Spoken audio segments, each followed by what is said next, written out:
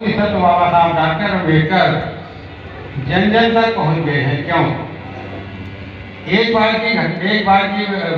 बार वो लोगों को बताने के लिए अपना लेक्चर शुरू किए थे। हुआ क्या, लोग उठ करके धीरे धीरे चले गए, लेकिन बाबा साहब 3.5 घंटे तक बोले। और फिर लास्ट में एक बुजुर्ग बैठा था, तो उसने सवाल किया, बाबा साहब मैं अकेला बैठा था, अब आप बोलना बंद नहीं किए। उन्होंने कहा कि इस बात को मैं अकेले जानता था, आज 2 लोग जान गए। कितना?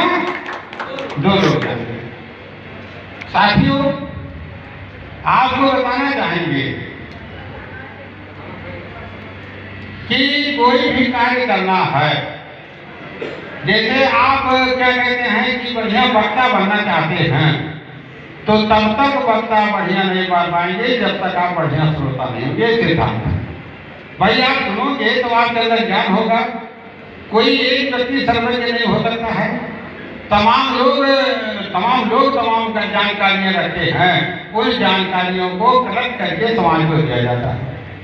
जैसे पेट्रोलियम निकलता है जमीन से, और पेट्रोलियम को जब रिफाइन कर दिया जाता है तो डीजल भी मिल जाएगा, पेट्रोल मिल जाएगा, क्रूड ऑयल, तमाम प्रकार के मिट्टी का तेल बन जाता है। तो ये सिद्धांत है। आज आप लोग यहाँ बैठे, मैं यही बताने वाला था। मैं बहुत खुश हूँ कि 1993 जब मैंने सोचा कि हमारे समाज का भी कहीं इतिहास हो, हमारे समाज को भी लोग जाने, तो साथियों हमने इतिहास पढ़ा। अब जानते हैं प्राचीन आपका, जिसे आपका जो कल कितना खराब था, उसी कल की खराबी के कारण मैं शास्त्री आचार्य या संस्कृत स्कूल में गया, और जब वहां से निकली, मलती में पुजारी होते हैं, जानते हैं मलती मंदिरों में, मैंने दानापुर में अप्लाई किया, 35 रुपए का पोस्टर ऑर्डर दिया, तो वहां से ये करके मिलता है, you are very qualified but you are not बराबर।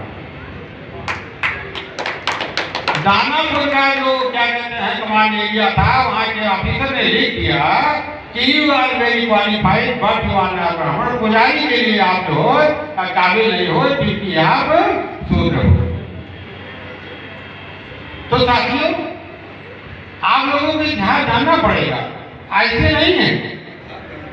हमने जो संकल्प लिया, तो बिना संकल्प लिए कोई कार्य पूरा नहीं होगा। हमने जो संकल्प लिया है, उस संकल्प को पूरा करेंगे। हम ये संकल्प लिया, समाज को इतिहास बनाएंगे, तो आदित्य नारायण जी बैठे हुए खड़े हो जाएंगे हो तो उधर को कर लीजिए, लोग आपको पहचान लें। ये इतिहास बता रहे हैं, इनको हम कभी नहीं कहते हैं कि इतिहास बताओ न बताओ, लेकिन जातियां और उनका मशीनीकरण, जैसे होता ना, जातियां और उनका जैसे जातियों का मशीनीकरण कर दिया, जैसे मशीन अपने आप चलती है, वैसे इनको हमने बता दिया इतिहास बताओ। अब इतिहास लिख करके भेज रहे हैं।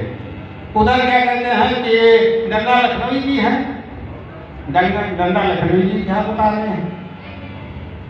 तो साथियों, इतिहास तो जानते क्या है, प्रसिद्ध इतिहासकार मैकमोलन ने कैम्ब्रिज विश्वविद्यालय में इतिहास के छात्रों को संबोधित करते हुए कहा था, जो समाज अतीत के प्रति उदासीन है और वर्तमान के प्रति चिंतित है और भविष्य के प्रति निश्चित है, ऐसे समाज का कभी विकास नहीं होता। ये प्रसिद्ध इतिहासकार मैकमोलन का कथन है। और मैथिली शरण गुप्त कहते हैं, हम क्या थे? हम राजा थे, क्या हो गए? प्रजा हो गए, और क्या होंगे अभी? आओ मिलकर अब विचारें ये समस्याएं सभी। ये समस्या है, ये प्रॉब्लम है। इसलिए 4 चीज आपको जानना चाहिए। आपको इतिहास जानना चाहिए, आपको संविधान जानना चाहिए, आपको राजनीति जानना चाहिए, और आपको समस्या का समाधान जानना चाहिए।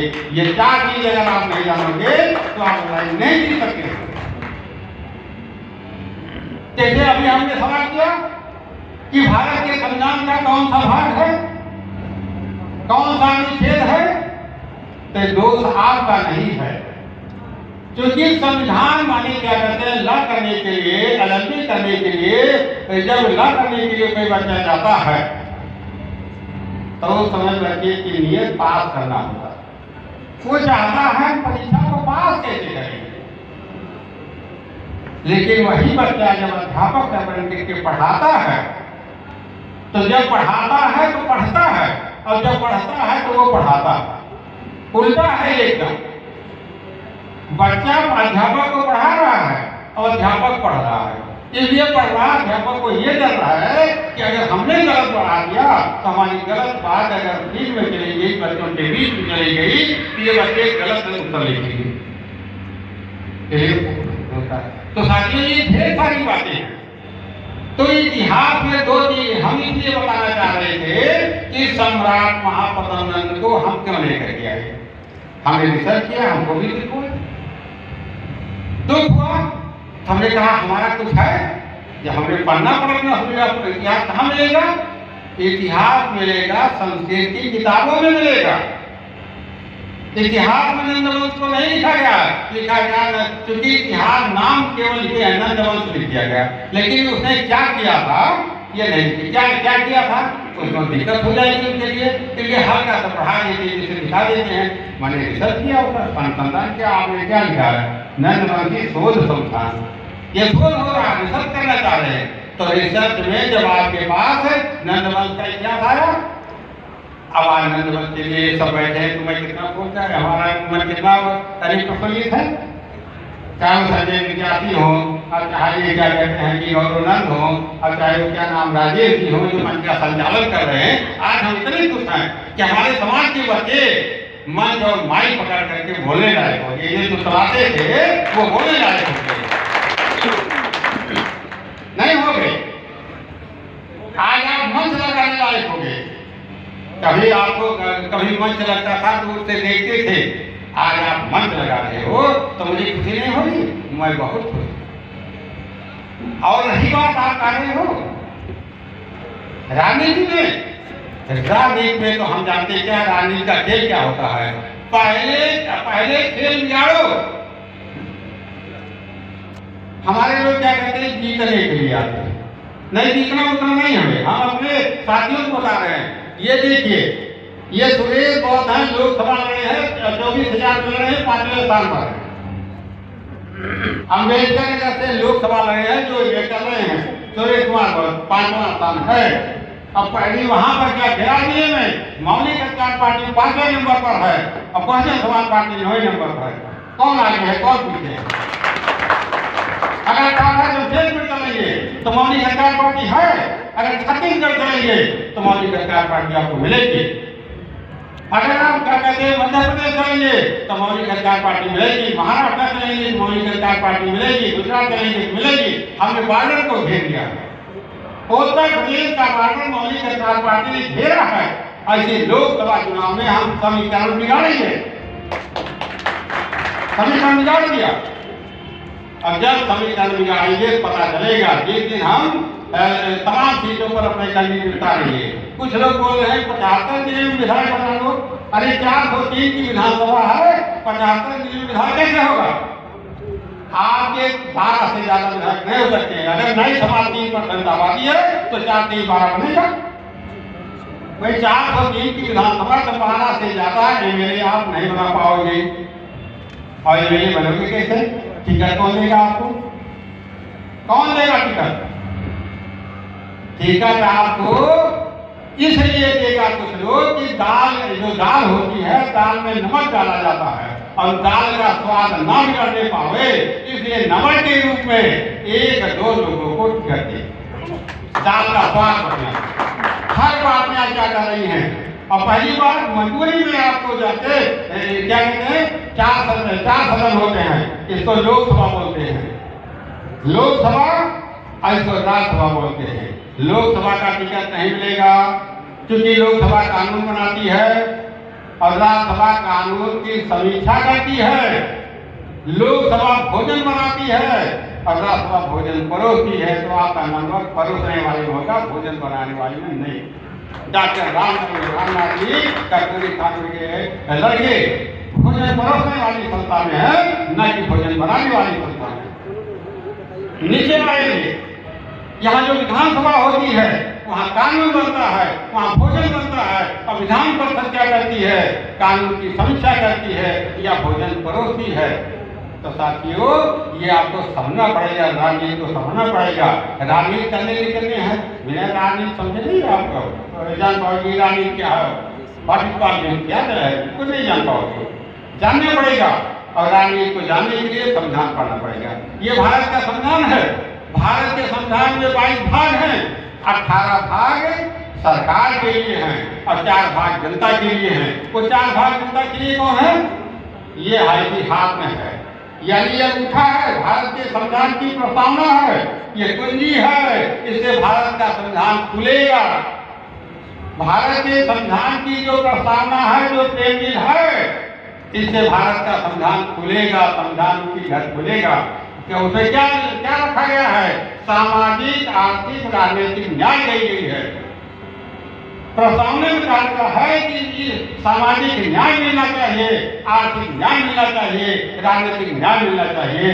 लेकिन सवाल इस बात का है, आज तक हम समीक्षा कर डाले, सामाजिक न्याय के मायने क्या होता है? समता, स्वतंत्रता, न्याय और बंधुत्व पर आधारित समाज जितना होनी चाहिए। क्या समता पर जितना हुई? जहाँ समता नहीं होगी वहाँ स्वतंत्रता नहीं होगी, और जहाँ स्वतंत्रता नहीं होगा वहाँ न्याय नहीं होगा, और जहाँ न्याय नहीं होगा वहाँ बंधुत्व नहीं होगा। न्याय के अभाव के कारण 2 सगे भाई एक माँ बाप से पैदा होते हैं और दोनों सगे भाई अलग अलग रहते हैं। क्यों कहते हैं? अन्याय के कारण। तो सामाजिक न्याय मिला? तो लोग पूछते हैं, अभी 19 तारीख को बाबा में मैं मुझे था, दद्दू प्रसाद जी कैबिनेट मिनिस्टर 5 मंत्रियों को बुलाए थे, वहाँ मैं मंच पे लेकर दे रहा था। कौन सा मुसलमान का कोई धर्मशाला है, हाथ है, उसी में मैंने वहाँ सवाल कर दिया मंत्रियों के बीच में कि आप तो शासन चलाने वाले हो, बसपा सरकार में शासन चलाए हो, सभा में भी आप लोग चले गए हो। हमने यही सवाल वहाँ किया। हमने कहा ये सदन में मेरा सवाल है कि भारत के संविधान का कौन सा भाग है, कौन सा अनुच्छेद है जिसका देश की किसी अदालत में उठा नहीं जा सकता है? क्योंकि कोई काम करते हैं तो अदालत अलगा डालती है। तो हमने कहा हम वो काम मौलिक अधिकार पार्टी नहीं करना चाहती है, जिसमें अदालत अलगा डालेगी उसको नहीं करेगी। तो कहीं अब लोग संकट में पड़ गए कि भारत के संविधान का, तो भारत की संविधान प्रस्तावना अगर हम प्रस्तावना लागू करेंगे अदालत रोक सकती है, सरकार लागू करेगी अदालत रोक देगी, अदालत कहेगी लागू करो, सरकार नहीं चाहती है रोक। तो ये प्रस्तावना है संविधान का भाग 1, संविधान का भाग 2 और संविधान का भाग 3, ये क्या एक ही भाग। इस पर सरकार और अदालत दोनों का अधिकार है। लेकिन बाबा साहब डॉक्टर अम्बेडकर ने सोचा कि अदालत में जाने के लिए क्या करना पड़ेगा, पढ़ना पड़ेगा। हमारे लोग ना पढ़ पाए तो क्या होगा? तो भाग 4 का निर्माण किया। क्या हो रहा है? आप पढ़ाते हो ना, अभी कविता से सुन लीजिएगा, ये संविधान को कविता सुनाएंगे, खड़े हो जाओ जरा सा। ये रमेश चंद्र बनर्जी की कविता में बनाएंगे संविधान को। तो भाग 4 में क्या है? भाग 4 अनुच्छेद 36 से 51 तक। वाह बाबा साहब डॉक्टर अम्बेडकर मोदी सब आपने 36 से क्यों शुरू किया? क्यों? यानी 36 से 51, अनुच्छेद 36 से 51 तक भाग 4 छत्तीसों के लिए किया। कोई ना जाने, छत्तीसा तो जाने। क्यों? लेकिन आपको नहीं पता है तो दुनिया कैसे पता चलेगा? अनुच्छेद 36 में केवल 39 की बात करेंगे, क्योंकि समय का 39 और 45 2 पॉइंट पर 36 से 54 तक तमाम है ना, तो 39 करेंगे। 39 का कहता है, 39 का कहता है कि प्रत्येक महिला और पुरुष को जीविका के पर्याप्त साधन सरकार उपलब्ध कराए। अपना मोबाइल खोलिए, 39 का देखिए, अपने मोबाइल आप लोगों के पॉकेट में है, जब निकालेंगे 49 को खोलेंगे, लिखता है संविधान कहता है प्रत्येक महिला और पुरुष को जीविका के पर्याप्त साधन सरकार उपलब्ध कराए। तो जानते हैं क्या, अभी 23 मार्च को, पिछले 23 मार्च को यहीं पर झुंझुनवाड़ा डिग्री कॉलेज है, वहां पर 5 पार्टियों को बुलवाया था उन्होंने, वहां के प्रिंसिपल ने बुलवाया, सपा बसपा भाजपा और कांग्रेस को। विमल सिंह यादव वहाँ इतिहास पढ़ाते हैं और मौली का 4 पार्टी बोला जाए, केवल 5 कुर्सियां लगवाई। अरे जो सपा का प्रवक्ता था, भाजपा का था, बसपा का था, और हमको बुलाया और हमने सवाल कहा कि आप यहाँ पूछिए। मैंने पूछा कि भारत के संविधान का 49 का कहता है प्रत्येक महिला और पुरुष को जीविका के पर्याप्त साधन सरकार उपलब्ध कराए। तो ये सरकार जो मनरेगा चला रही है, 365 दिन में 100 दिन की मनरेगा बनाई है, क्या ये जीविका का पर्याप्त साधन है? तो सपा बसपा भाजपा के 4 प्रवक्ता हमें पूछ प्रवक्ता थे, वो डिग्री कॉलेज के छात्र बैठे पूछे बताओ छात्र का सवाल है, क्या 365 दिन में 100 दिन की मनरेगा जीविका का पर्याप्त साधन है? तो कांग्रेस ने बनाया है, सपा ने चलाया है, बसपा ने चलाया है, भाजपा करा रही। तो चारों प्रवक्ता कहते हैं भाई नीति बनाने का काम तो हमारा केंद्र करता है, वो जो कहते हैं वही करते हैं, हम तो मजबूर हैं, जो कहेंगे वही करेंगे। तो हम समझा करें बता दें क्या करें इसके बाद। 49 में लिखा गया है कि अगर आपको पर्याप्त साधन उपलब्ध कराना है तो जल जंगल जमीन में उपलब्ध कराना है।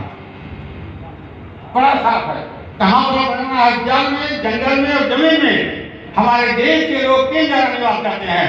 जल का मतलब होता है नदियों के किनारे, झील के किनारे और समुद्र के किनारे। क्योंकि भारत के संविधान में लिखा गया है हम भारत के लोग, संविधान की जो कुंजी है उसमें लिखा गया है हम भारत के लोग। तो भारत के लोग जल, नदी, झील और समुद्र के किनारे रहते हैं। तो यहाँ बसने वाले लोगों को यहाँ उपलब्ध कराओ, यानी बालू का ठेका उस किनारे बसने वाले को दो, मछली का ठेका उनको मिलना चाहिए। जाति से मतलब है उस किनारे बसने वाले लोगों को मिलना चाहिए। क्यों? और फिर जल के बाद क्या हुआ?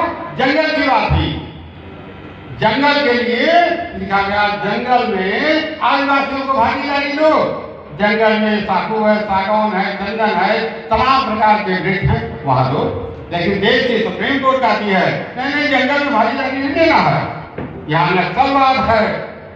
नक्सलवाद इसीलिए है कि जंगल में तुम भागीदारी नहीं दे रहे हो।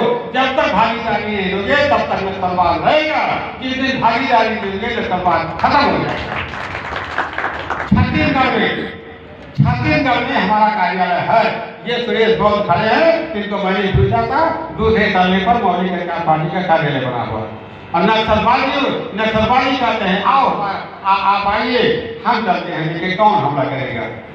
क्योंकि आप हमारी बात कर रहे हो। तो जल हुआ, जंगल हुआ और जमीन हुआ।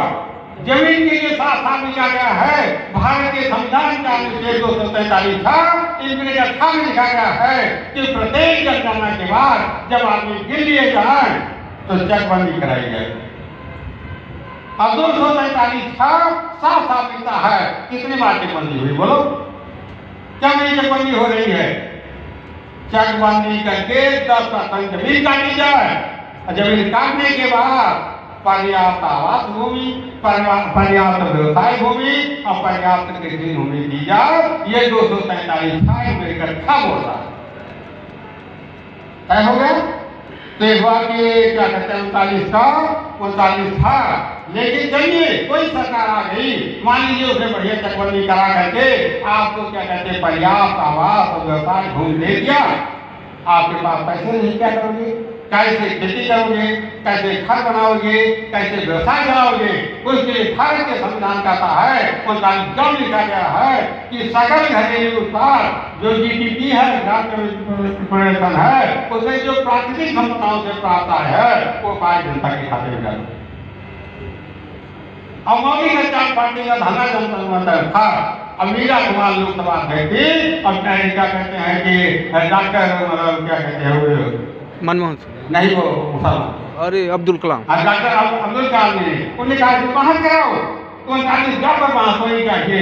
और देश की मालिक जनता है, मतदाता ही सरकार है, एमपी एमएलए जनता के प्रतिनिधि है, अधिकारी और कर्मचारी जनता के नौकर हैं। इसलिए राशि आय सीधे मतदाता के खाते में जानी चाहिए। कि हमारी फाइल पड़ी हुई है, लेकिन उस पर कांग्रेस ने नहीं बात कराया, उसने भाजपा को ट्रांसफर कर दिया। अब भाजपा बोलती है तो कहते हैं 5 किलो राशन दे देंगे तो ठीक ठाक हो जाएगी, तो भिखंगा बना रही है। तो 39 का खागा हो गया, यानी खागा। अब कुछ बोलेंगे प्रदेश जी कहेंगे हमने इतना बड़ा कार्यक्रम किया, साथी हमारे बारे में कुछ चाहिए नहीं। रमेश नंदी जी कहेंगे हम भी आए हैं स्कूल से बैठे हुए हमारे बारे में कुछ चाहिए नहीं है। 39 कहता है समान कार्य समान वेतन, जहां कार्य समान होगा वहां वेतन समान होगा। ये बताओ प्राइमरी में अध्यापक ने का पढ़ा रहा है और शिक्षा मित्र भी पढ़ा रहा है और अनुदेश हम ये करेंगे अनुदेश भी पढ़ा रहा है और आप वेतन समान नहीं कर रहे, क्यों नहीं कर रहे ना? तो ये तो हो गया भैया समान कार्य समान वेतन। और 39 का खागा अंगा में कहा गया तो पढ़ाया गया, हम लोग पढ़ते थे, आप लोग भी पढ़ते होंगे ना, कहते थे अंगा माने कुछ नहीं। अरे अंगा माने होता है कर्मकार और सुकुमार, जो शब्द लिखा गया संविधान में। कर्मकार माने जो श्रमिक हैं, जो मेहनत का मजदूर हैं, जो परंपरागत पेशेवर जातियां हैं, इन कर्मकारों को संरक्षण सरकार की। और जो सुकुमार हैं उन सुकुमार माने जो अभी क्या कहते हैं शून्य से लेकर के 6 वर्ष तक के बच्चों को संरक्षण सरकार की। करने में हर काम में नहीं करेंगे। भारत के संविधान में 45 लिखा गया फ्री एंड कंपल्सरी एजुकेशन। तो 2002 में अटल बिहारी वाजपेयी सरकार आई, उन्होंने कहा ये तो बड़ा गड़बड़ काम है, अरे अनिवार्य और मुफ्त शिक्षा देंगे। ये जो जिनको सूत्र कहा गया एससी एसटी ओबीसी पढ़ करके जाते हैं ये आंख दिखाएंगे, उन्होंने कहा नहीं ये काम सरकार नहीं करेगी। अनुच्छेद 45 में कहा गया कि अनुच्छेद 45 को हम खत्म करते हैं। तो कहा क्या हो खत्म करके क्या करोगे? उनका शून्य से लेकर के 6 वर्ष के बच्चों का लालन पालन करेंगे।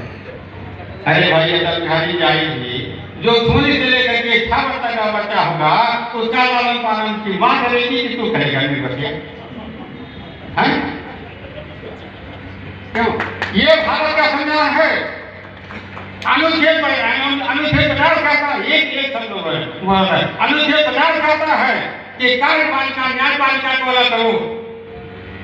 अभी यहाँ आप लोगों से पूछेंगे कि जिलाधिकारी के अंग्रेजी बताओ और जिला मजिस्ट्रेट की हिंदी बताओ और कलेक्टर की हिंदी बताओ, तो शायद सबके इधर उधर से सब भौतिक हो जाएंगे।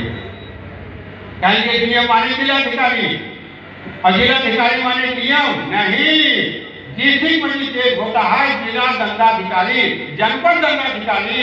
उसका काम है 10 बजे से 5 बजे तक न्याय की कुर्सी पर न्याय करे। और जिलाधिकारी का मतलब होता है डिस्ट्रिक्ट ऑफिसर। वो जिलाधिकारी 10 बजे निकले और 5 बजे तक किसी विद्यालय में किसी चिकित्सालय में जाकर के मुआयना करे। और कलेक्टर का अर्थ होता है कि जिला संचालक होता है राजस्व वसूलने के लिए। वो 10 बजे निकले किसी बैंक में चला जाए, वित्तीय संस्थाओं में जाए, वहाँ मुआयना करे। यदि बाबा साहब ने कहा 3 पद होंगे, डीएम का अलग पद होगा, डीओ का अलग पद होगा और डीसी का अलग पद होगा। ये पद जो है क्या कहते हैं रेंज लेवल पर, यानी मंडल लेवल पर, जिले लेवल पर, तहसील लेवल पर तीनों जगह होंगे। और 76 साल में अभी 3 पद नहीं हो पाया। अनुच्छेद 50 नहीं लागू होगा, कब तक लागू करोगे? साथियों समय कम है, हमारे बच्चे भी बोलने वाले हैं, लाभ हो गया, हम इनको सुनना चाहते हैं। ये जो बोलेंगे ये दोहराएंगे। संजय विद्यार्थी हो चाहे क्या कहते हैं गौरवनंद हो चाहे क्या कहते हैं ये मतलब ये सब जो बच्चे बैठे हैं इनको नहीं इनको सिखाएंगे। हम तो तक बोलते हैं इनको पढ़ा देंगे, ये टाटा बोलेंगे। इसी आशा और विश्वास के साथ हम आप लोगों से क्या कहते हैं कि निवेदन करते हैं कि इतिहास जानना पड़ेगा, संविधान जानना पड़ेगा, राजनीति जाननी पड़ेगी, और आप टिकट मांगने की जरूरत नहीं है। डिमांड करना छोड़ो। ऐसे हाथ हमारे नहीं थे सम्राट महाप्रबंधन। ये क्या होता है, डिमांड होती है, एक टिकट दे दो, एक टिकट ना, एक टिकट दे दो नहीं, टिकट ले लो। इस हाथ को हमने उलट किया। टिकट लेकर काम करेंगे, टिकट बांटेंगे, एमपी का बांटेंगे, एमएलए बांटेंगे, मंत्री का बांटेंगे, पंच और प्रधान का बांटेंगे। नमो बुद्धाय।